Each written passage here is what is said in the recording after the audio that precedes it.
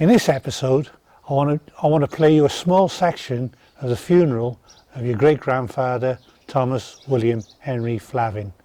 The service took place at the Eberneezer Gospel Hall in Grangetown in Cardiff on June the 26th, 1996. I'm sure on behalf of you and us at Eberneezer, we would like to express our sympathy to Val, Shirley, Maureen, Peter and their families, the grandchildren and great-grandchildren of Mr. Flavin, known, and they wanted to be known as Tom. Now, Tom was a big man in every way. He was a man who was an example. He was a man of character, and he was a character of a man. When he was 14, he lied about his age, or we should say perhaps he exaggerated his age, because he joined the army, told them that he was much older than he was.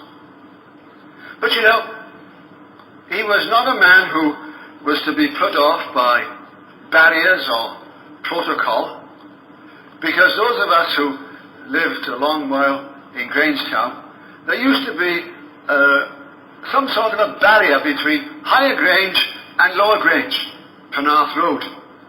And there used to be rival gangs, particularly of children, Higher and Lower Grange. But, as we said, he was not a man to be put off by barriers or protocol, because he crossed that barrier, went down to Knoll Street, and chose from Knoll Street his lovely wife Ethel, who was just buried here, from here, just 5 months ago. Who would have thought that 5 months after we were all sat here, that again many of us would be here again to express our sympathy to the same folk whom we love and are glad to call our friends on the loss of their father. He was not to be put off by protocol, as I've said, because in those days, in the 1930s, late 1920s, 29, 30, etc., if you were in the army, you had to ask permission for whatever you did, and that included getting married. But Tom brushed aside that, and he went home on leave, came back to announce that he was married. I'm not sure what the consequences were, but nevertheless, it was a marriage that stood the test of time. For we all know, for 65 years or so, they were happily married. Some would say to young people like that, in situations like that, that will never last. But here was an example of true love. Right to the end, he cared for his wife until 5 months ago she was taken from him. He was a family man. He loved his children. He was a firm disciplinarian, and would to God there were more like him today. But they are glad that his yes meant yes. And those of us who have stood on the barrack square, and a man with a coat of arms on his shoulder, on his sleeve, when he shouted and gave an order, people responded. You didn't ask why. And Tom was one of those, a regimental sergeant major, working his way through the ranks, in spite of being publicly punished for a number of things that he did in the army.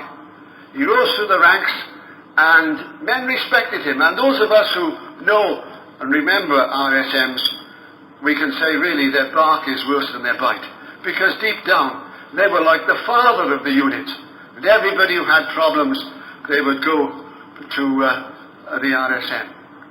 Tom was an RSM, a man who commanded men, a man who commanded respect, and also it was shown in his family how much they appreciated his firmness, and they look back with gratitude of the life and the example that he left them. He was a man, brave man, twice wounded in the war, and twice posted as missing. Mrs. Flavin, Ethel, had the news with a young family that her husband was posted as missing. But, as we've said, no barriers with Tom or protocol. He arrived home safely, having escaped as a prisoner of war. Then he continued throughout the war till the mob, having been wounded, he was one of those that we were familiar with in Cardiff, with a very sky blue suit and a white shirt and a red tie from Rookwood Hospital as a wounded soldier.